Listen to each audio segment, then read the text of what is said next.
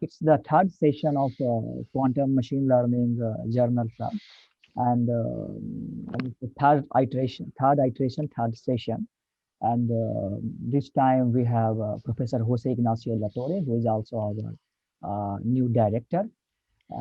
It's already, I think, a few months, like 2-3 months, and we are very happy that Professor Latorre has joined us, and he is interested in many things, including artificial intelligence and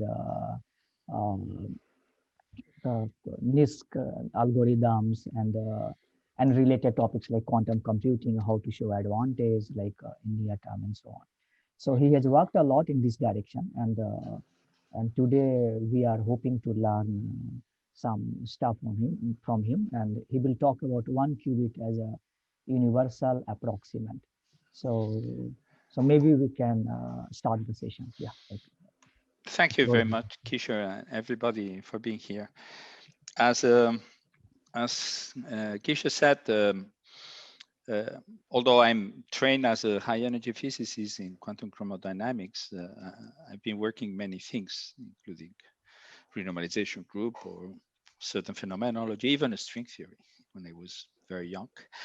But then things in 1998, I got acquainted of quantum information ideas, in particular compression at that point, Schumacher compression, and we started to work on these ideas. But even before I came across quantum information, in 1992, I remember it was in Aspen, I learned that there was this thing called neural networks. But actually what I learned is that there was an algorithm to train them, the backpropagation algorithm, that has been reinvented several times, but eventually in '86. And immediately I wrote the first neural networks in '92. So you see, it's 28 years. And I applied them essentially as a consultant for some companies, and eventually for describing the data from CERN, from the LHC. And we do what it's called neural networks for pattern distribution functions.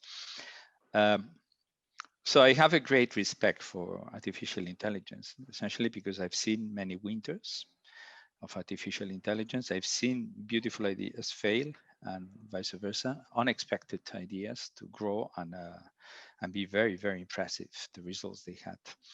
So in this sense, I have a first word, this is my first comment, that I have this feeling that quantum computation is somehow going probably too fast, in the sense that many things are put in the archive that maybe have to should be taken in a more broad perspective to understand in this long history of artificial intelligence where we are. So this is actually, as you can see, a step back. So let's not go to fantastic applications of quantum machine learning, but discuss a fundamental thing, which is a one qubit. What is really a one qubit as a processing unit? So let me tell you that. And then in the end, I have a few other ideas. If there is time, I will go on some other ideas just to tell you. So the first is to set up where we are discussing, and let me divide algorithms. I gave a talk a year and something ago, and here, and that transparency was the same. So very often people talk about Grover, Shor's algorithm. Well, those algorithms are really fantastic because we know exactly the series of gates that you have to apply. So really, it's a fully well understood procedure. Annealing with the adiabatic evolution, which is, in my opinion, very interesting, more than many people think. We have worked on that also along in the last years and now. But then there is these variational ideas that I like a lot. And there you have autoencoders, you have Eigensolvers, you have classifiers. Actually, you have anything that you don't really have the knowledge of what is the secret. Okay, so you really don't know, so you try something. So there, in these variational quantum algorithms, because we are optimizing secret, it's reminiscence of optimizing a neural network, the weights of a neural network. This is what we can learn from them, no? And in artificial intelligence, it's very often quoted the three paradigms of supervised learning, unsupervised learning, and reinforcement learning. But really, there is a lot more. And there is Q-learning, there is convolutional networks as pre-processing units. There are adversarial generative neural networks, so neural networks that compete. And there are theorems, like the theorems that claim that a single a neural network with a single intermediate layer, hidden layer, is the universal approximant. Or there are the theorems relating neural networks to Gaussian processes, and even the ideas that deep neural networks are a concatenation of Gaussian processes. So there is a lot of many things. It's a gigantic field. Okay, so a lot of these things indeed we can learn and use for quantum secrets, indeed, because we are optimizing a set of parameters to deliver an output. In particular, we will be using, well, in a short moment, I will go to the variational quantum eigensolvers, but let me give a rationale for that. And the rationale is the following. So I'm trying to use a quantum computer as a machine that produces states. The only relevant thing at this point is that it really explores all the large Hilbert space. That's a key element, that this machine can reach any point formally. But if so, the idea is whether I can train a series of unitaries, which are the gates, that will depend on some parameters. And finally, the whole thing, it's put together as a unitary, like I'm here, okay, with a set of parameters alpha, which are controlled classically, okay, yet they produce a quantum machine. So this is a quantum machine controlled by a series of classical parameters. And the big question is whether this has the ability to get any point, okay, or nearby, okay, or we have to define how near I should be there. Now, this is not obvious because the Hilbert space, as we know, it's huge. And our ability to put together gates, it's finite, okay? So we may think of a polynomial number of gates, whether this is enough to get to certain points. So this is either possible or not in general. It may be a particular case, there is a simple solution, but whether in general, we can think of that as a machine. And this, indeed, if you do that, what you're getting is a variational quantum computer. So is that a possibility, yes or no? And we are very happy to have a theorem. And this is a Solovay-Kitaev theorem that indeed says very clearly that if you have a set of gates that are dense, so that can reach, can generate any other unitary, so we have a basis. So if you want to approximate a unitary, call it V, which is given, is there a secret of K of these unitaries such that there is, in some measure of distance, it is bounded? That's a question. And if so, what is the size of K? Because I said that U's are dense. It is clear that this thing is there, so this will happen. So the question remains, what is the size of K? Okay, and you should be also very clear that there are very many ways of understanding that. So either approximating V at every point or only approximating V at the very end point. Okay, so you may have completely different. You may decide to approximate the unitary or to approximate the final result. So if you're looking for the ground state of a Hamiltonian, very likely it's just the final point, not the full unitary, okay? So the theorem says that indeed K can be obtained with a log of to the power C of 1 over delta. So this is good because this is a very fast convergence, okay? You have a log there. It is not mentioned very often that the pre-coefficient is exponential in the size of the Hilbert space. So it's 2 to the n. Okay. So indeed, you need in general, as for the theorem, an exponential effort. Yet, so there is an m in general here, which is very, very large. But once you have enough capability to address the problem, the convergence is very fast. So if the problem fits in your quantum computer, then the sequence of gates you will need will converge fast in general. There is such a thing. And let me make it clear, this is a bound. So in practice, you may have a much better convergence.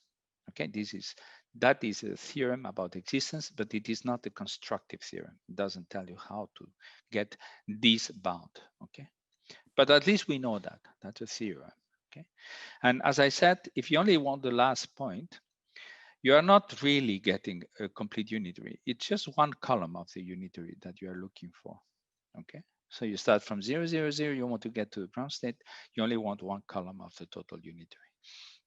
So then you have a dramatic square root improvement from, not the square root, you have a dramatic improvement on the pre-coefficient. Okay, so we do have this knowledge.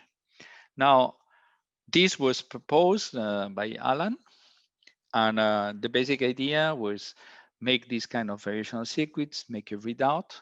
You may train then you may look at the energy or correlations, whatever you want, and you want to minimize. So you simply do now a classical piece, which is keeping whatever technique to optimize that. Here, all these can be substituted by any of the very many efforts in the past. You may have naive gradient methods, stochastic gradients. You may have collective changes, as it has been done, or it is being done in deep neural networks, or you may have genetic algorithms. You may have, as I said, zillions of examples here that there is a vast literature about how you can train the classical thing. Whether this is a quantum machine, it's irrelevant, you see, because you think of that as, you may think of that as the environment. You simply ask the environment, you get a return. And so here, everything applies, which is a classical algorithm. There is a question from one of the Yeah. audience. Oh, let me open the chat so that I also can see these things. I think could I see the chat somewhere? No, I think no. It's from Mirko. Yeah, Mirko. Yeah. Tell me. So, does this apply to the ground state of any Hamiltonian, the theorem you showed? Which one? This? Yeah. Here you can have a variational circuit, yet the output is a state. And here I read the Hamiltonian, so I compute the Hamiltonian. The Hamiltonian may be diagonal, non-diagonal, so I have to change the final rotations. And if there are 2 points, I simply take the 2 points and everything. So whatever the readout is of the state, I construct the figure of merit. Many people are focused on the minimum energy of a problem, but this is not correct. We can do anything. And indeed, there are papers about learning correlations. Okay, I will show one in particular later about learning correlations, not energies. Okay, so you can do anything here. And in particular, every Hamiltonian applies to this. This is indeed what Alan did, and he chose as a Hamiltonian, Hamiltonians related to quantum chemistry, and the very famous plots of the shape of energy as a function of the distance between the atoms and looking for the minimum. That was the example. So here is a caveat. Let me let me mention that although this is an absolutely fantastic paper, many people ignore the fact that in this paper, when you read in detail, the training of this thing was essentially done on a simulation, not on the real computers. So I think there were 300,000 generations of iterations to get to a decent place. And then it was done with the quantum computer. So actually the quantum computer obtained essentially almost a solution. Okay. So anybody who has tried seriously to minimize only using data from the quantum computer, as of today, I've not seen anything that works. Okay. Sorry. Yeah. So I'm the one who asked the question. The question was referred to the theorem you showed, the Solovay-Kitaev theorem. yeah, that one. yeah. Does this apply to any Hamiltonian, or there are some restrictions? No, this is about any unitary. There are no Hamiltonians at this point. Sorry, I mean like the ground state to any Oh, ground yeah, state. that's a particular state. Okay. So any like strongly interacting system ground state, this will... Okay. Any point in the Hilbert space can be approached with this accuracy. Okay, thank you. Okay. Yeah. So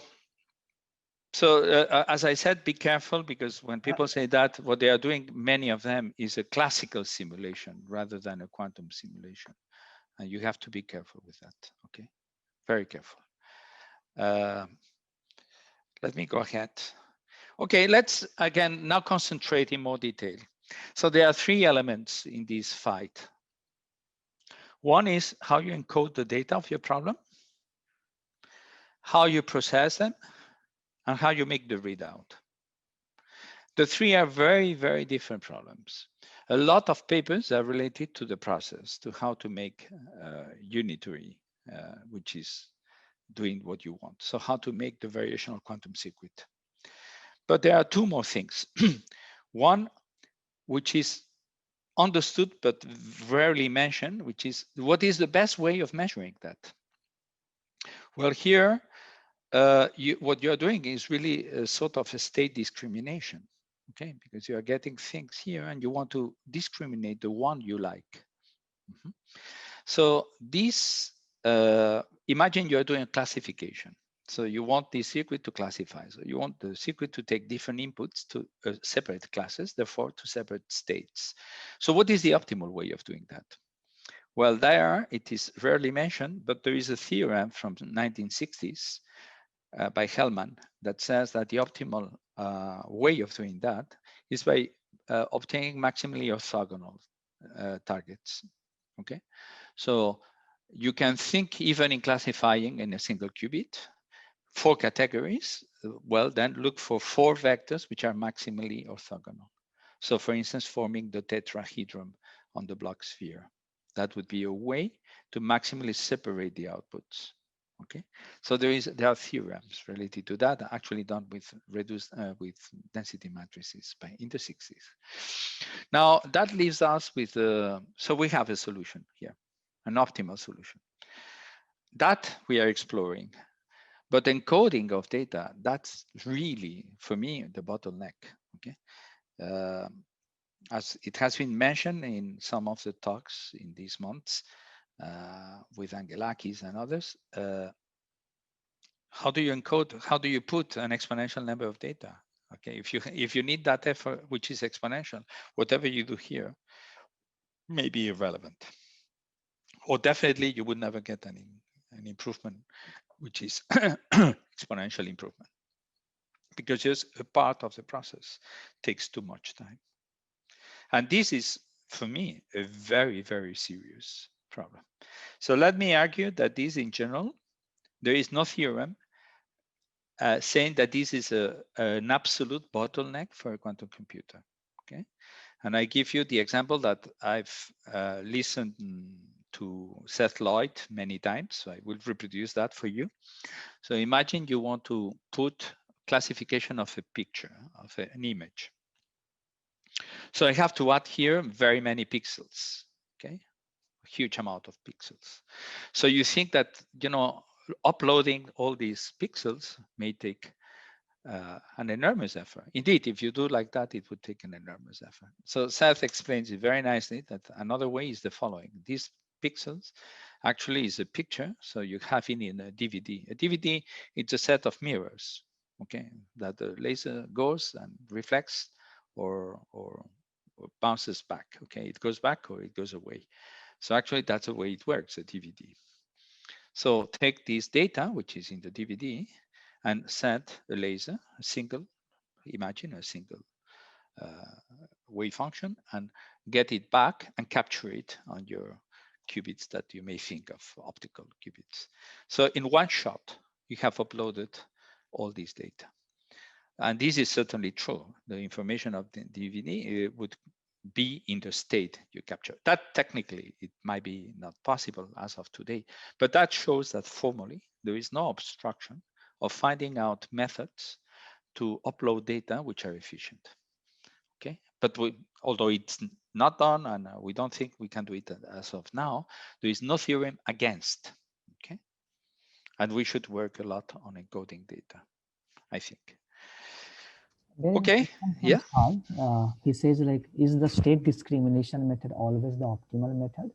I assume that state reconstruction using tomography might be the most general method for this. This is different. That is how well you measure it. So tomography is about, given a result, how you measure it. But what I'm trying to say here is that if I want to train, for instance, to a classifier, the target, not how you sample the state. Tomography is about sampling the state and knowing what it is. But to what you train, what is the target of the training? This should be done with maximally orthogonal states. Okay. Then, given that you know what they are, now you measure. Maybe you should do tomography, and then when you know which state, the penalization is decided, and you go back and you make the correction. So it's a separate thing, the sampling process, from to what the targets that you have to define. Okay. Okay, so I go back to what many people are doing, which is the idea that you define a layer and you define unitaries individual on every qubit, but you fix the way the entangled gates are fixed. And you play with this, okay? This can be any rotation. And so formally, in this example, I would have 3 angles and 8 times 3 angles, so 24 parameters. Every layer would add 24 parameters to my description, my classical description of the quantum machine. Okay, does it work or not, and how good it works? So for that, I show something we did last year with a number of people. Actually, José Lumbreras is here now. Okay, he came here. He's on the Marco. He was a student. So here is the plot. Let me try to understand it carefully. This is a simulation of condensed matter. In this particular case, the Ising model, but we did many other models at the critical point. So this is the most difficult piece of the Ising model to describe. And on the horizontal axis, you have the log of 1 over epsilon. So this is the distance between the ground state of the Ising model, which is known, and because the simulations are with few qubits, we have an exact description, to the solution of my variational method. So if epsilon goes to, let's say, 10 to minus 8, so this is 8. Okay, log of 1 over 10 to minus 8, it's 8. So this 8 is the error. And the more I go to the right, the more precise I am. Okay. Whereas on the vertical axis, I see the depth in number of layers. So this would be 24 parameters. This would be 48 parameters. It would be every layer. I am adding layers. And we can take for instance, the 14 qubit. Okay. So what I've seen, 14 qubit is 2 to the 14 elements of the wave function, complex numbers. So you are talking about 16,000 elements. And these grows linearly. So these are of the order of 200 parameters that I'm discussing, 8 times 24. Okay. So less than 200 parameters. I'm trying to describe the Ising model. And as you see, as I increase the layers, I essentially do not improve the accuracy. So this is very frustrating because you are adding, and nothing happens. Of course, this curve would be, it seems like a wall, like you are not penetrating the problem. Till suddenly, you see for every number of qubits at a given point, suddenly the precision becomes extremely good. Being this a log scale, so this is really an exponential improvement of all things. So what we are learning here is something that has been learned in tensor networks, which is that something similar happens as you increase the ancilla size, which is that at some point, all the effort is devoted to distribute entanglement in the system. So starting to make the correlations. You need every qubit to visit every other qubit. And once finally they know each other, then you enter a second phase of refinement. And this really looks more and more as a phase transition. So more and more as really a very special function, or a vertical and then horizontal. So because once you have distributed your entanglement, then you improve dramatically. Okay. So this is telling you how things work. So that means that imagine you take a problem which has a lot of entanglement, a lot. Well, you may expect a very long phase where you are distributing this entanglement before you get refinement. Okay. It's very, you may see many things in the literature where it's very naive what the things are claimed, like you have smooth functions in the learning and so on. This is not the case. May I say that if any of you have worked in neural networks, there are things which are very, very similar in trainings. You may see plateaus of training and suddenly you have a step function of improvements. And there are even papers trying to tell you that you in some sense, you're learning the relevant eigenvalues of what you are describing. Okay, so this is something that happens in other fields. Okay, but here it's very clear. Now, when you compare this effort to the effort that the Solovay-Kitaev would tell you, this is much better. So again, because we are only learning logarithmic entanglement, we are well below the theorem. Okay, this is much better than Solovay-Kitaev. Okay,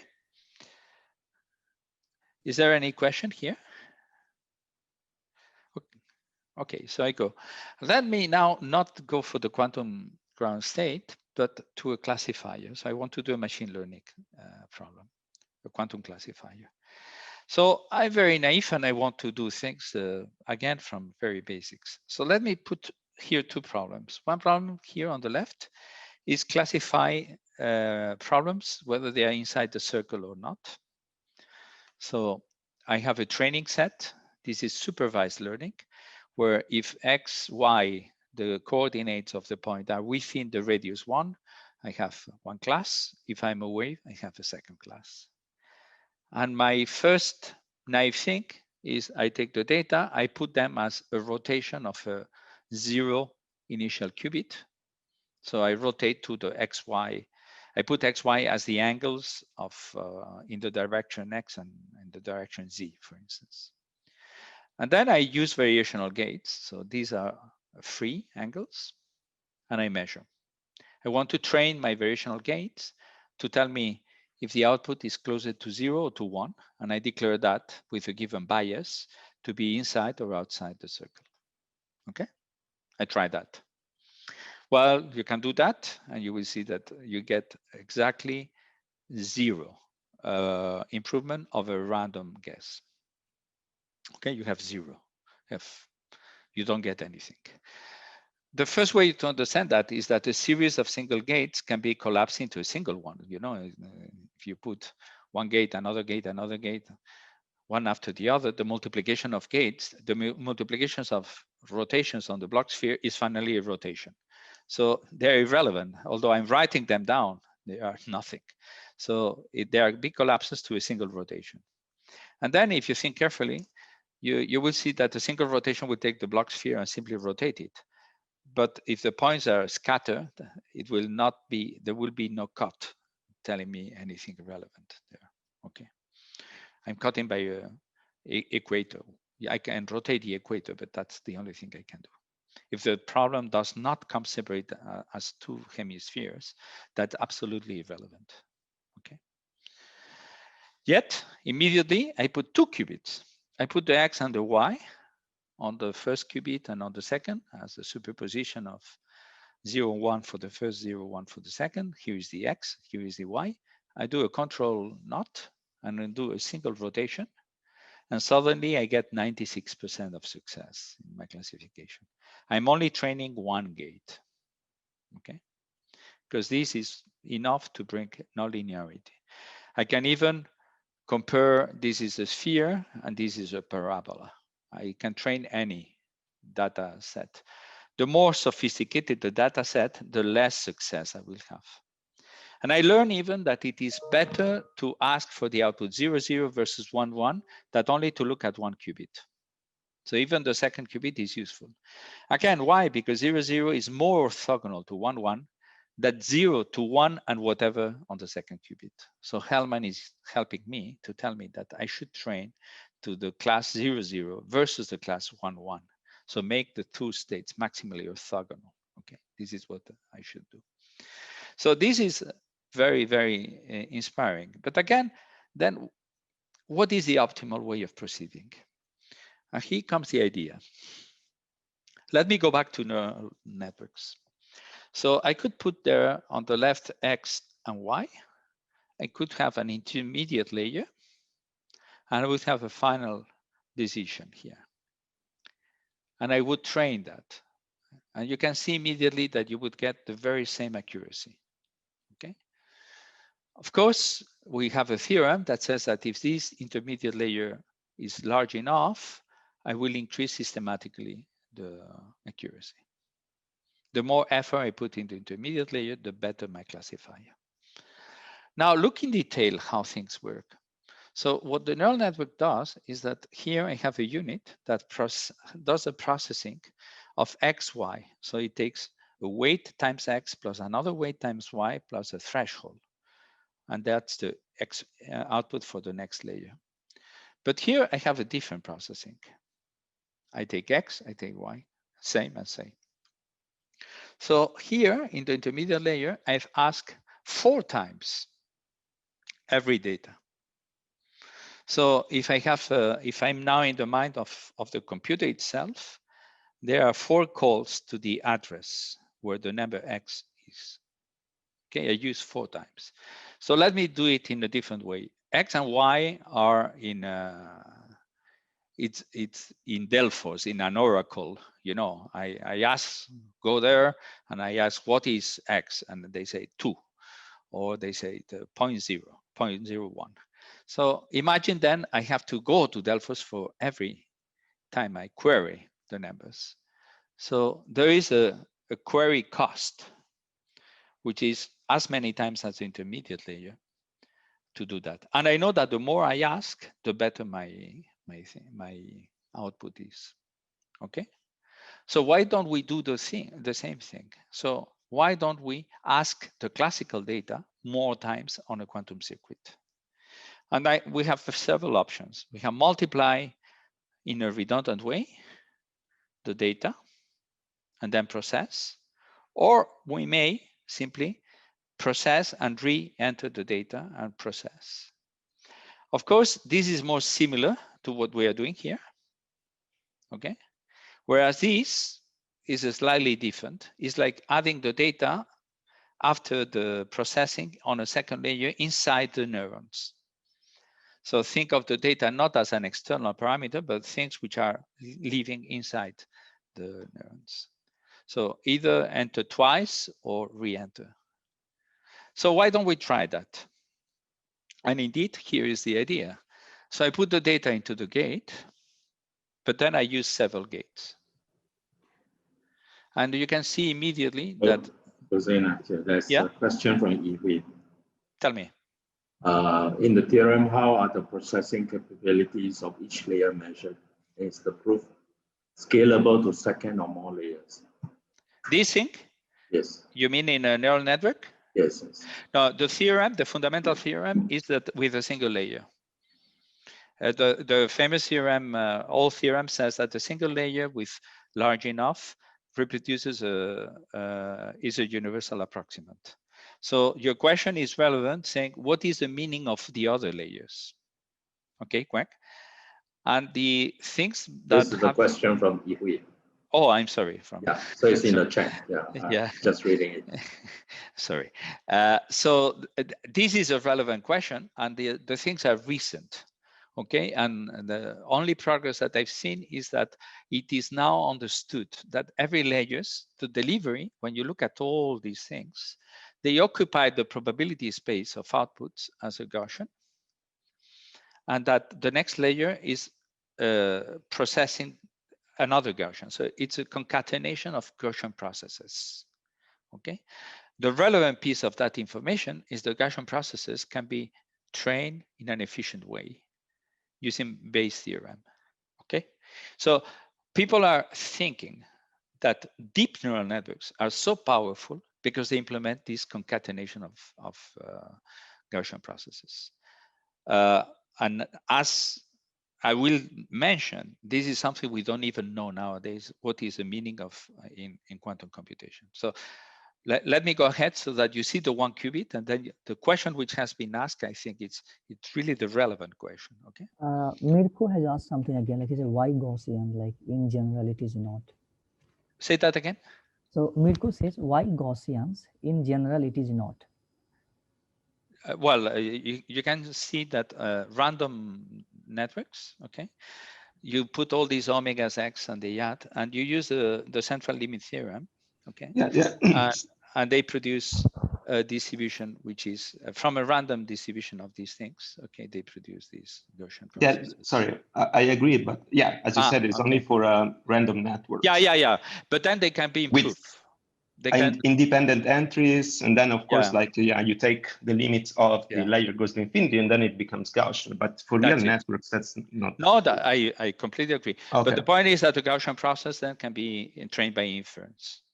Okay. So you may start wherever you were random, and little by little, the training is refining the Gaussian process. So you see the fact that you have a non-bias or the prior is Gaussian, all these random sets, okay? That's why it doesn't matter where you start from when you train a neural network, okay? There is no preferred initial point because of that. Okay, well, let me go ahead with the single. So here I've done something so that you see on the right, which is that the output, I've trained it to the 4 places, the 4 vectors in a block sphere. So to train 4 categories. As you see, you can do that. And the efficient, as you see, will go up, okay? Little by little as I add the things. And I've done that for a circle, for a sphere in 3 dimensions. So I can use different X at different places, provided I keep adding them. So this, what is done here for the sphere is that I have to add X, Y, and Z. I can still do it with a single gate, but when I go to hypersphere, I do X, Y on one and Z and omega on the second, and that I define as a layer, and I go on. So this is, for instance, is a classification of a 4-dimensional set into 2 categories, or this is the opposite. I'm classifying the plane, but into 4 categories, wavy lines, circles, everything. And you see that systematically you can classify things. It's very interesting to see how things are learned, and you may know that the way, because the neural networks are near, if you take a sigmoid, in the middle, the sigmoid is like a line. Yeah? It's approximated by a line, and then it's nonlinear. You have saturation. So the first effect of a neural network classifying, establishing these planes. Okay, so a neural network would, as you add neurons, it would set new layers, and actually the combination of whether you are fulfilling this constraint, this constraint, this constraint declares that I'm in the center. That's the way a neural network would find this circle. Because of the nonlinearities, it would add some extra nonlinearities to the discrimination surfaces, okay? So it's very interesting now to see how a quantum computer does the same thing. And here it is, and this is as you add layers, how they work. And as you see, they are very peculiar things because, so this is the classification, the left and the right are the errors.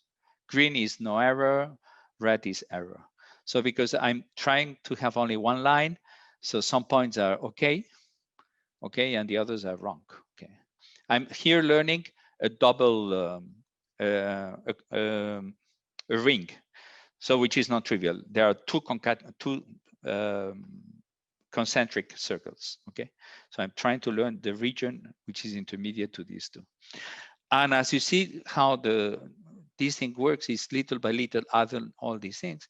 And in my opinion, although I cannot quantify that, it's more easy to get non-linearities because the exponential automatically lives in that space. Okay.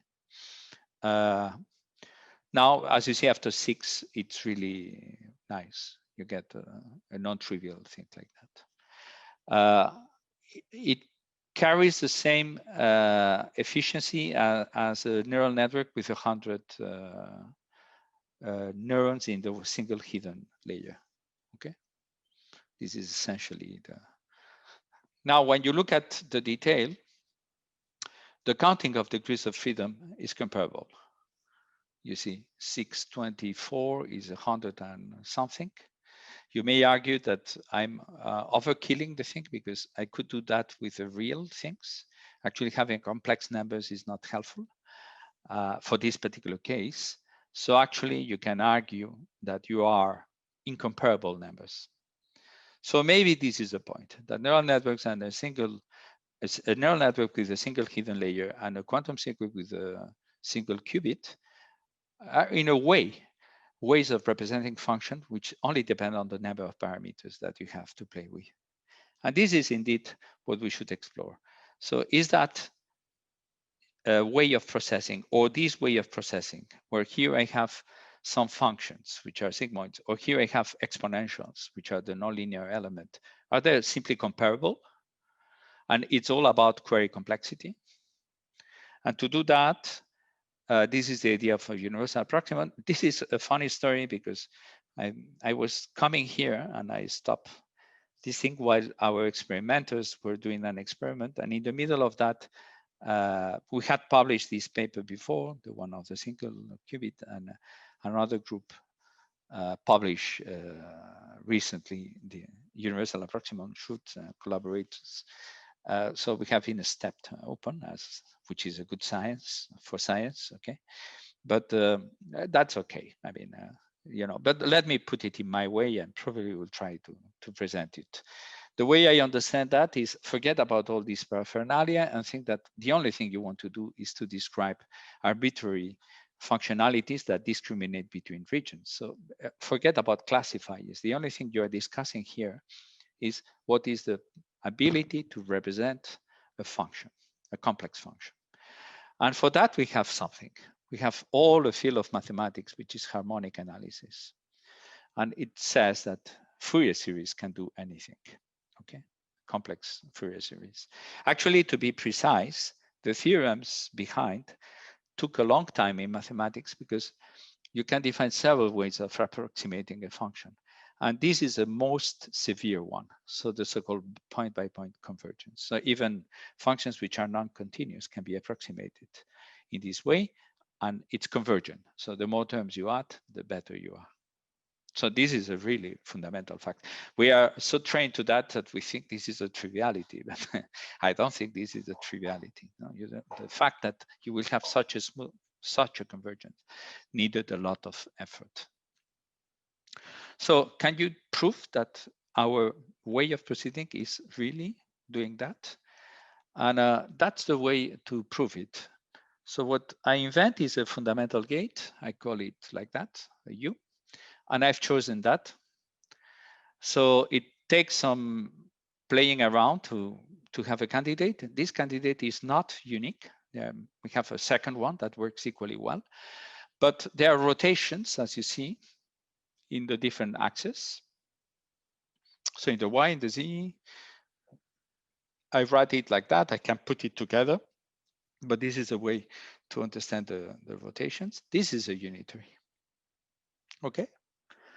And now I put together many of them, K of them. So every time each unitary will have different values for these parameters. And let me add a little bit of notation. I define A plus, A minus as these combinations. I have all of them, okay? That they differ by the signs of the exponentials are cosinus and sinus.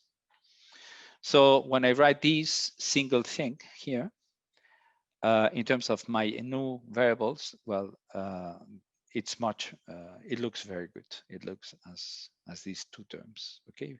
As a positive and a negative, same frequency, and with different coefficients, which are free, okay?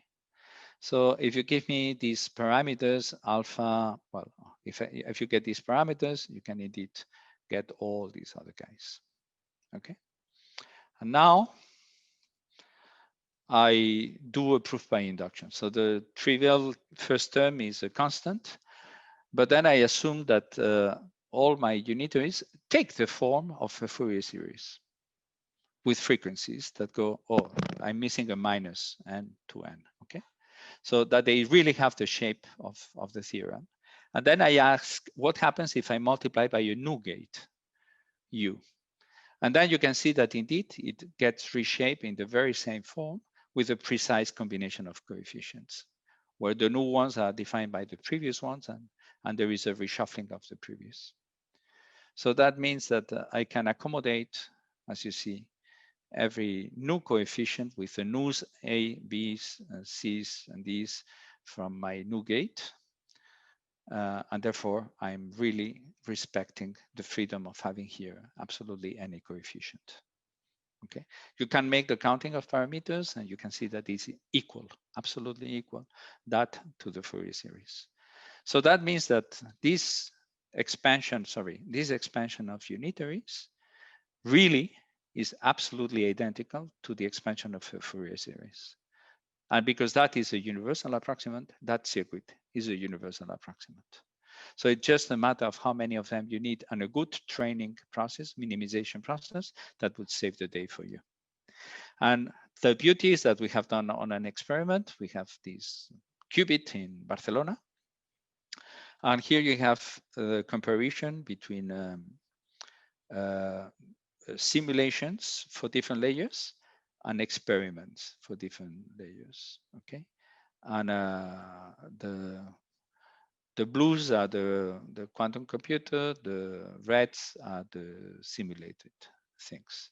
And as you see, they follow each other, and the more layers, the better. And let's take this, which is similar to, which is a sigmoid in a way. That would be the sigmoid. And as you see, when you increase from the 2 layers, which is this, to the 4 layers, which is the dark red, little by little you improve. Of course, you have errors, okay? But it's only 4 layers and you've reproduced a sigmoid. And on all of these are experimental points, okay? Of course, I've not trained that with the quantum outputs. So I've done the simulation. I know the angles I have to put, and then I run that on the quantum computer, and I get these results. We have been trying to learn that by itself from the outputs. Trying gradients didn't work. We try other things, and we decided to stop and to go to our next generation of chips before going deep into these, having a self-consistent approach from quantum computation. So it's a nice thing. And here you have another function, which is flat, and then this continues. And again, you see how the dark blue is the 4 layers, the others are 3 and 2. And as you see, little by little, you are flattening the left and making more vertical, more the right. So indeed, again, it works, okay. I think it's nice to have an experimental proof of these things. So the conclusion for that is that it is the universal approximant, but you should be clear that it can, both neural networks and quantum circuits are even much better than the Fourier series given training something, because you have the freedom of choosing the frequencies. All these expansions, the omega is fixed, but you don't need to do that. You can have anything there. So this is why, in a way, you need less terms to have a good description of real data in practice, because you have an extra freedom, which is adapting the frequencies. Okay, they don't have to be multiples of a fundamental frequency. Okay, as it happens in in the expansion. So actually, I think always myself of these neural networks and now of quantum secrets as adaptive Fourier expansions. And this goes back to the question that somebody asked. So what is the role of many qubits? And that I think is the next level of the discussion. I would like to see theorems of why they are better. There is a possibility that the quantum secret is as powerful as the number of parameters you have. It's simply a different way of bringing non-linearities. And therefore, it's difficult to argue that you will be better than the neural network. On the other hand, it is true that at some point, the quantum secret is processing everything in parallel, and you may have simply an advantage of efficiency with respect to computing one by one all these coefficients in a classical way. But the idea of what is the capability to simulate would be dictated by the freedoms that you are giving to the secret, not by any other thing, okay? So we should be clear. Now, as I said, I think that the relevant thing is to have theorems to go ahead in a solid way. Otherwise, it's a little bit confusing. And I have 5 minutes. Can I say something else, Kishore? Yeah, sure. Okay, so I just wanted to give an example. I had 2 more things to show, but it's very fast. That all these variational methods, everybody's thinking of the ground state of a Hamiltonian or classifiers, like I said, but you can do many things. And here is an example. This is a Schmidt decomposition. We all know, okay, you have a 2-party system and you simply diagonalize with 2 different unitaries. And that gives you the form of the Schmidt form of the state. What this is good? Wow, because this contains a lot of physics. It contains an entanglement spectrum. You can compute all the entropies, all these coefficients bring a lot of information, okay? And the vectors also contain information. So the question is how you can do these things. Well, here's a proposal we made to do that with a variational quantum secret. And I think it illustrates the power of these methods.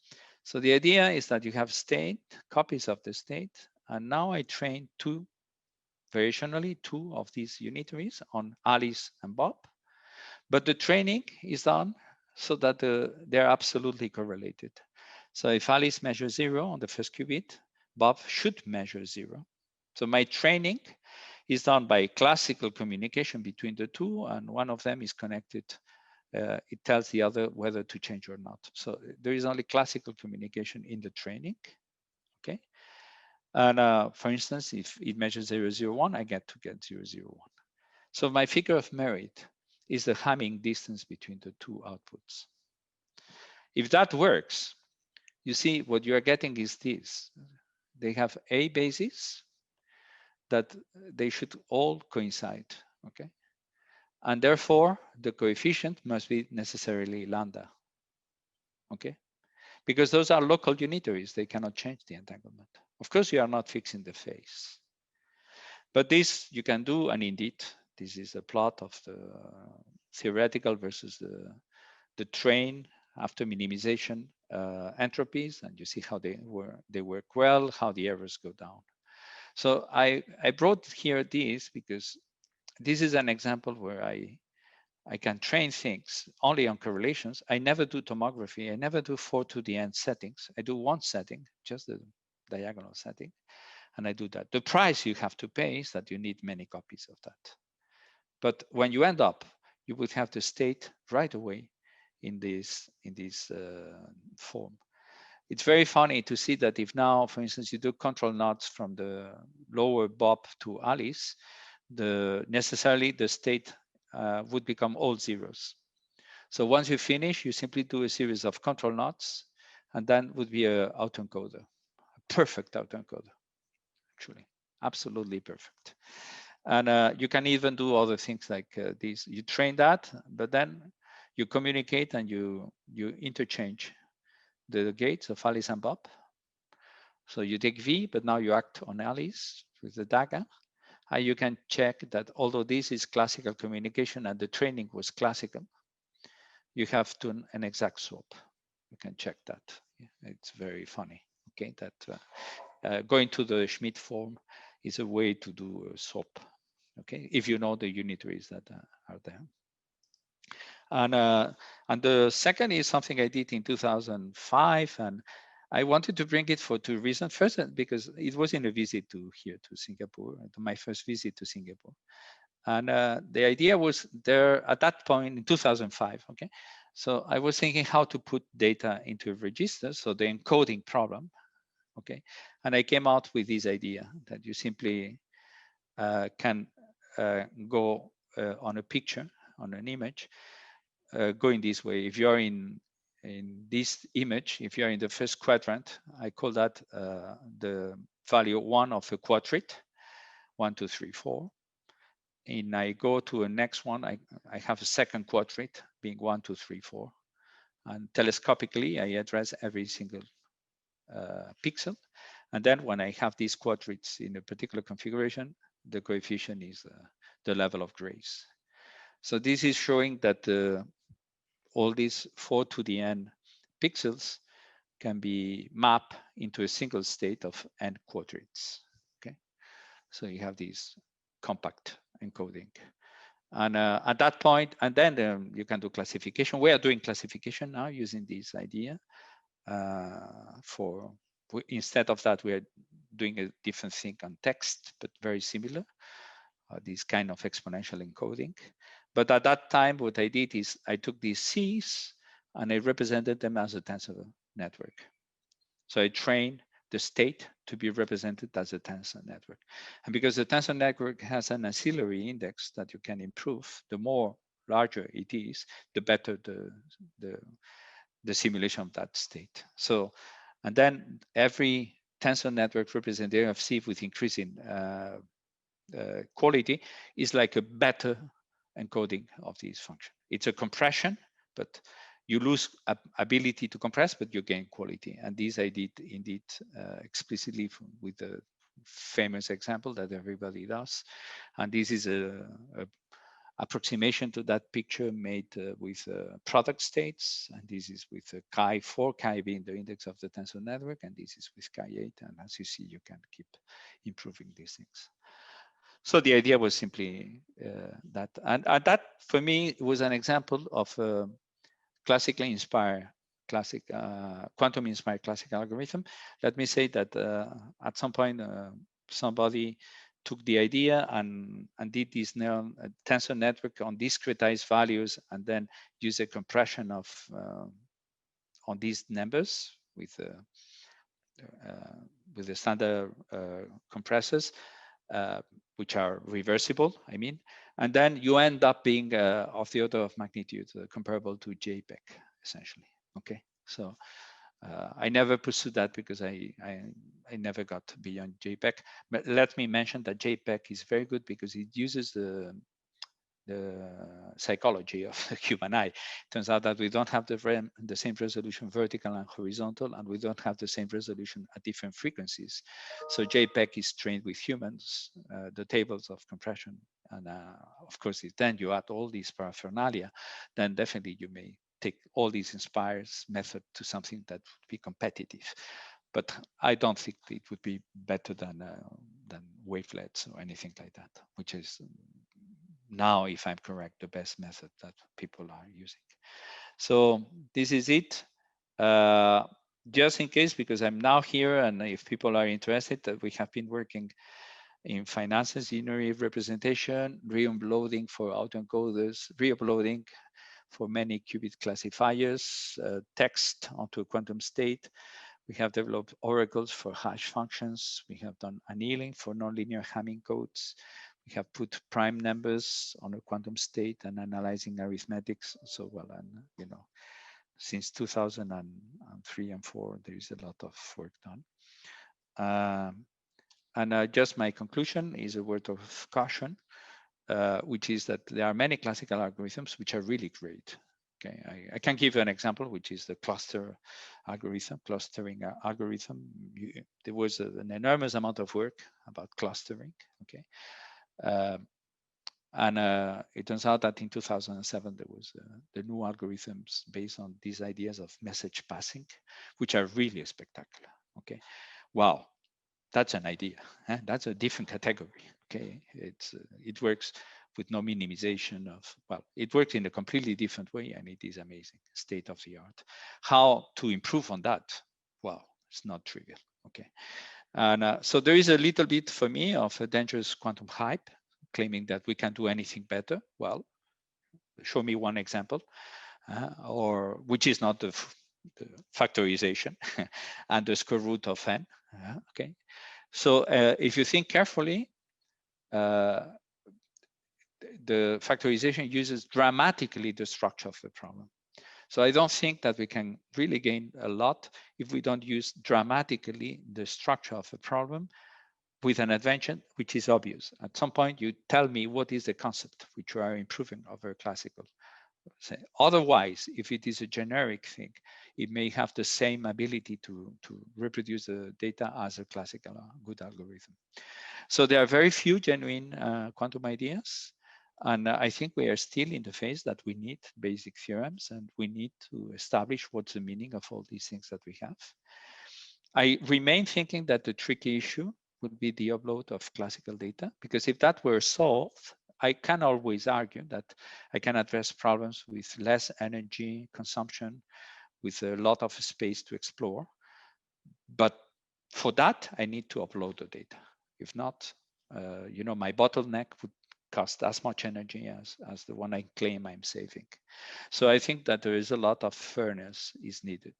Otherwise, in a few years, we will have our first quantum winter, as many people are claiming. Okay, the people who have artificial intelligence, that they have gone through very many winters, they may argue that we need one in quantum machine learning.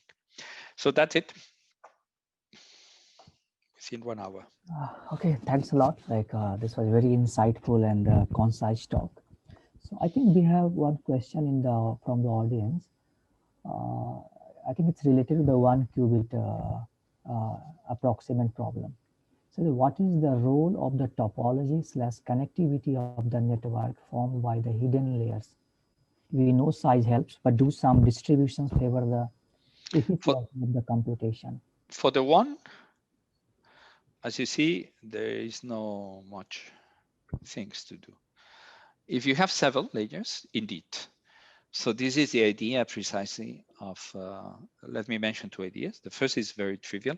This is the idea of convolutional neural networks, so that you have a local processing and then you combine the local processing. Okay, so indeed, then the training is much easier. Okay, so indeed, if you have more, then you have a topology there to be decided, which may bring dramatic advantage for the same performance. Okay, and this, we have an example, which is our brain. Our brain precisely is connected in ways that are helping the way things are processed. And I completely agree, okay, that in general, this is a non-trivial element. When I was younger, people used to do things which were very funny, like having over-redundant neural networks, okay, and then having a penalization for the links in every iteration, so they would die. So you've put a death rate, so they would become, the weights would be to 0.98 times the one they used to be. So unless there is reinforcement on that guy, he will eventually die. Okay. So finally, you end up with neural networks, which, although they look connected, they are not, because some of the weights are 0. So actually, you are starting to develop a specific topology there. Okay, so not everybody is connected as in the origin. Although this is very nice and very interesting, I don't think that any of the state-of-the-art applications use that philosophy. Okay, I think this is not. Although it makes a lot of, it may make sense. I think that we are at the level that still our ability to process is such that, you know, the deep neural networks are very good. The main progress has been the way you train things, okay? These ideas, I said several times, that you can see that if you had another layer and this guy connects to 7 guys, whether you train weight by weight or you train in a combined way. Okay, that is something that helps. Indeed, layer by layer, that helps. And in other domains, there are this idea of, and here these what they are called CMA models, CSA. I don't remember the name, but you keep memory. So actually, the training can be done by another neural network, remembering the changes and thinking of this neural network as in the environment.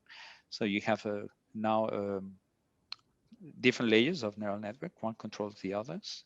So you can think of a neural network as being students in a class of violin and having a teacher there that supervise the training of these guys.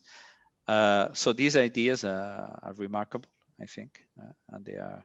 So actually, the adversarial neural networks is like two competing students, no, in a way, although the tasks are different, which is very nice also. So many of I think the profound ideas in the last 10 years are related to the training, how training is done, rather than changing the paradigm of neural networks. They are changing the training. We try in these neural networks for LHC, the ideas of keeping changes, remembering a correlation matrix for the changes. So you know that if a parameter goes in one direction, the other has to go in the other, and you keep that as something you keep seeing. So you start to remember that, you develop these correlations of changes, and then you propose changes according to the correlations of the changes you have seen in the past. That is useful. Okay, this is useful. Now, even in our neural network thing for CERN, do we get, after this amazing change of way of training, which is very much more profound, do we get a result which is substantially better than the ones obtained by genetic algorithms, for instance? That is another technique we have tried. The answer is no, it's essentially comparable. Okay, so this is more about the ability to represent the data that you have into this neural network, rather than, you may be more efficient. We have gained time, but we haven't gained quality of the output. Okay, it's essentially comparable. It is true that the data we are dealing with is not big data. Okay, putting together all the experiments of the history of humanity on particle physics, all the points, is less than 10,000. Okay, all the cross sections that humans have measured for all energies in the history of humanity in the last 60 years is less than 10,000 points. Although in 100 and something experiments with different correlation matrices, different errors, different normalization errors, different systematics, and therefore the data has a structure which is not trivial. Okay, yet there is not an issue about processing 10,000 data. Okay, it's something easy. So I think if you have some question, maybe you can directly ask, unmute yourself and please ask.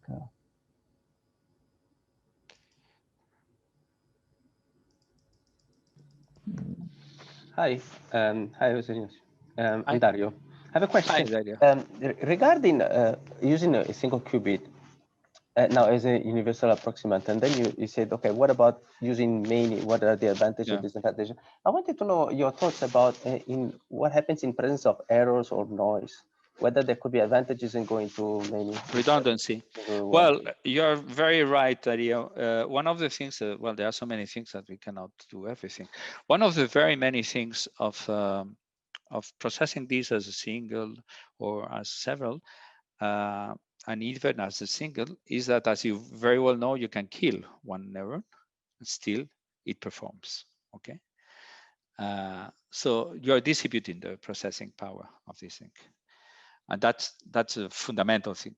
Okay, that's in the origin. It was the idea of distributed memories. Okay, in the early stages of artificial intelligence.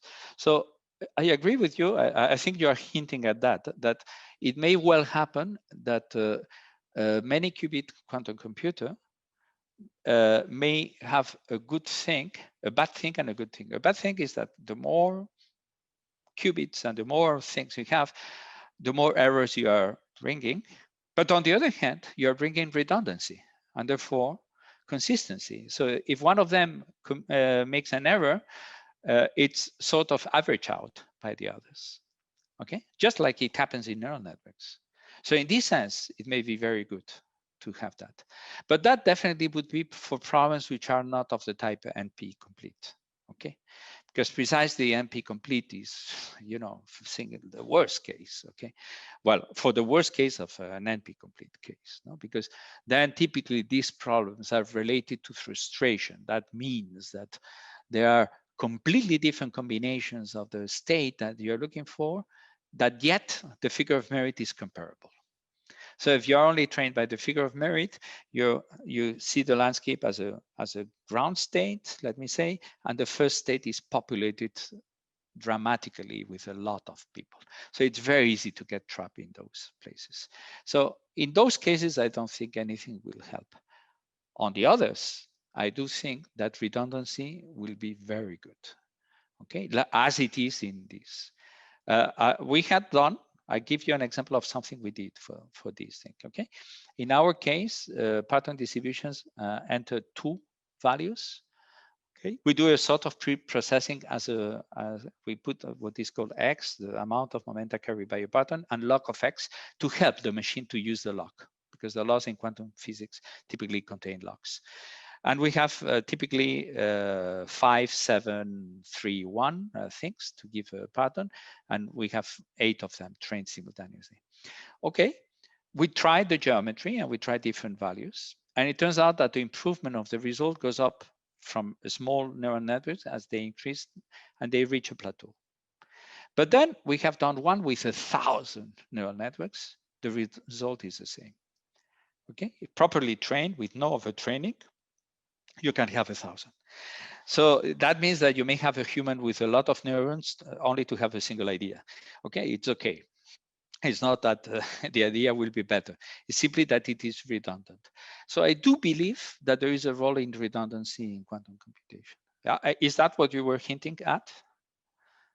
Yeah, there is analysis or more sophisticated algorithm that somehow take care of how the errors affect different path, different noise, and then you can play with it. There are sometimes related to this consensus, but maybe there are also better algorithms that can be thought about. Yeah, but Dario, I give you an example. Imagine you have a quantum computer. Yeah, you enter the data redundantly, and one, I don't know that, but it turns out that the qubit is that. Okay, I didn't notice, but the guy is that.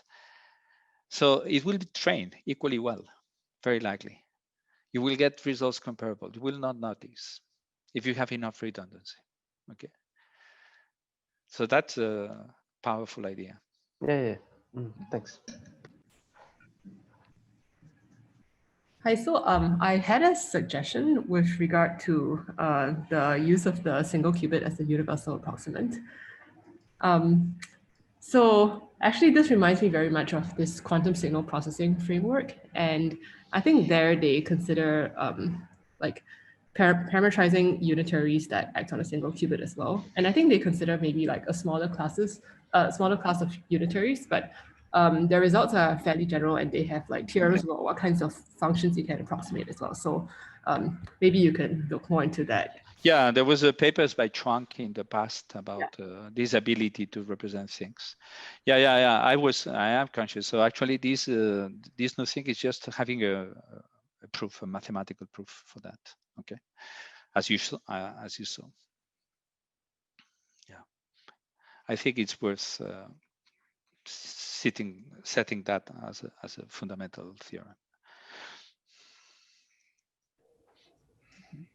Are there any more questions?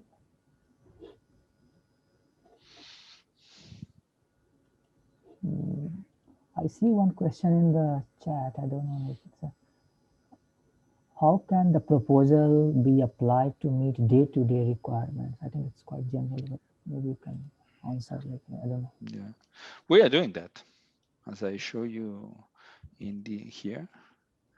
This is on a real thing.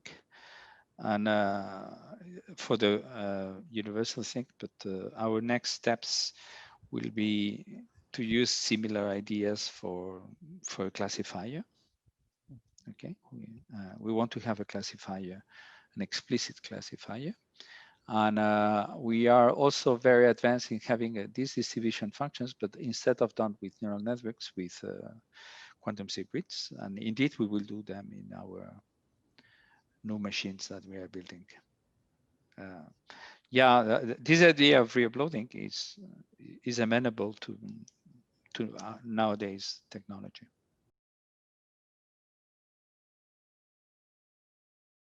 Are there any more questions? It seems they are not, so Okay. let's then thank Professor José Ignacio, and it was really amazing to have you here. And I think with this we are near the end of the session. So for future sessions, if you have some speaker in mind, or if you have some work you want to present, please let me know, and accordingly we will organize the session. Okay. Okay, thanks guys, and I hope that we can talk a lot more. Okay, and probably collaborate. It will be a pleasure to start new things with you guys. Yeah.